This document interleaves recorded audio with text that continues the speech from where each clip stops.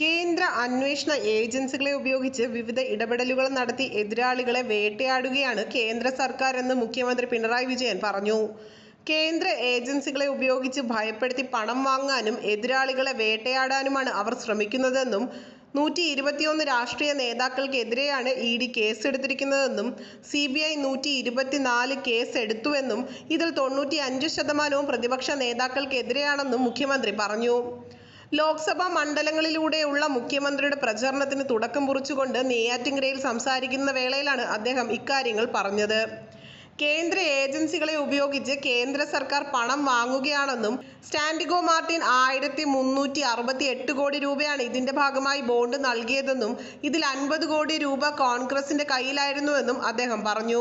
രാജ്യത്തിന്റെ നീതിന്യായ വ്യവസ്ഥ വലിയ തോതിൽ അട്ടിമറിക്കപ്പെട്ടുവെന്നും കേജ്രിവാളിന്റെ അറസ്റ്റ് എന്താണ് കോൺഗ്രസ് നിലപാടെന്നും BJP ഇലക്ട്രൽ ബോണ്ട് കൊണ്ടുവന്നുവെന്നും കോൺഗ്രസ് അതിന്റെ പങ്ക് പറ്റുന്നവരായി എന്നും അദ്ദേഹം പറഞ്ഞു.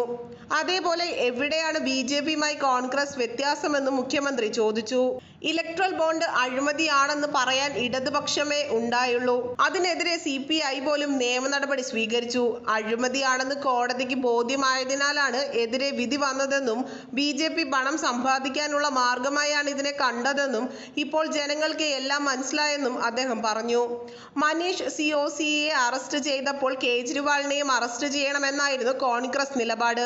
BJPയുടെ നിലപാടിനെ എതിർക്കുന്ന നിലപാട് കോൺഗ്രസിനില്ല എന്നും നാം എന്താണോ ആഗ്രഹിക്കുന്നത് അതിനെതിരായ നിലപാടാണ് കോൺഗ്രസ് സ്വീകരിച്ചിട്ടുള്ളതെന്നും അത് നമ്മുടെ അനുഭവമാണെന്നും അനുഭവങ്ങളുടെ അടിസ്ഥാനത്തിൽ വേണം തീരുമാനമെടുക്കാനെന്നും മുഖ്യമന്ത്രി പറഞ്ഞു. കേരളത്തിന് ആവശ്യമായ ഒരു കാര്യത്തിനു വേണ്ടിയും MPമാരുടെ ശബ്ദം ഉയർന്നിട്ടില്ല. നിലപാടുകളിൽ വ്യക്തതയാണ് നമുക്ക് ആവശ്യം. പൗരത്വ നിയമത്തിനെതിരായ പോരാട്ടത്തിലും കോൺഗ്രസിന് ഒരു നിലപാടുമില്ല.